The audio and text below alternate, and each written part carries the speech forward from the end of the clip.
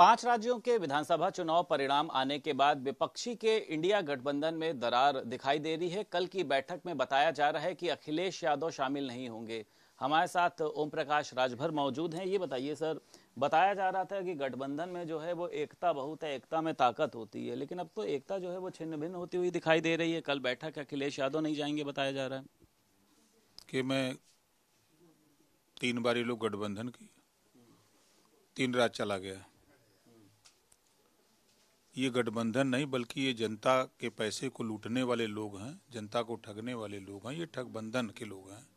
ये अपना जान बचाने के लिए ये लोग गठबंधन बना रहे हैं। ये गठबंधन चलने वाला नहीं है। ये गठबंधन शुद्ध रूप से अब ये जान गए हैं कि हम जीत नहीं सकते, तो कम से कम हम अपनी जान बचाने के लिए मदद ही करें। तो अब इन लोगों ने, या यूं कह लिए कि विपक्षियों ने ठाना है मोदी जी को 24 में प्रधानमंत्री बनाना है। अच्छा, अजय राय ने भी ये बात कही कि सपा और बसपा ने जो है वो बीजेपी की बी टीम के लिए काम किया। इसको आप किस तरीके से देखते हैं? आप भी लगातार ये बात कहते हैं। भाई देखिए, उदाहरण मध्य प्रदेश, अखिलेश जी कौन सा तोप उठा दिए, या बसपा कौन सी तोप उठा वहां खड़ा कर दी है ना। दोनों का वोट जोड़ लीजिए, 6.5% हो जाता है। लगभग 4.5% वोट मायावती जी का और सपा का, और 3% वोट से ज़्यादा से जीता गया। तो ये लोग सब लोग मन बनाए हुए हैं कि हम लोग अलग अलग लड़ेंगे और मोदी जी जीतेंगे और मोदी जी को जिताएंगे हम लोग।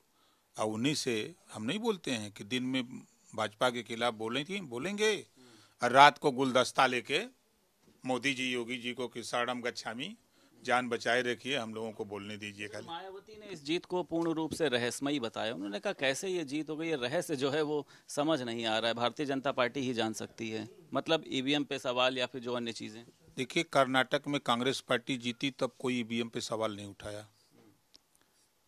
समाजवादी पार्टी इसके पहले ईवीएम पर सवाल उठाती थी। जब वो मैनपुरी जीती तो उसकी जबान बंद हो गई।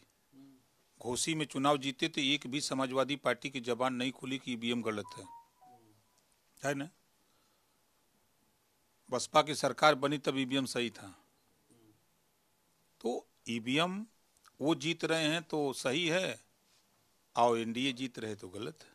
एक आखिरी सवाल राजभर जी, लगातार मंत्रिमंडल विस्तार की आपने भी कहा था जब होगा, लेकिन अभी तक कोई ऐसी तिथि सामने नहीं आई। अब तो 5 राज्यों के चुनाव के परिणाम भी सामने आ चुके हैं। तो क्या लगता है ये साल जो है वो आप मंत्री बन पाएंगे? अगले साल का इंतजार करना पड़ेगा?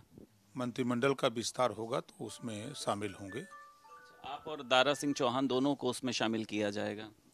अब विस्तार हो तो होगा। बहुत शुक्रिया हमारे साथ बात करने के लिए। हमारे साथ ओम प्रकाश राजभर मौजूद थे और साफ तौर पर उनका कहना यह है कि जब भी मंत्रिमंडल का विस्तार होगा मैं जरूर मंत्री बनाया जाऊंगा। लखनऊ से वीडियो जर्नलिस्ट अरविंद कुमार के साथ संदीप खेर, भारत समाचार।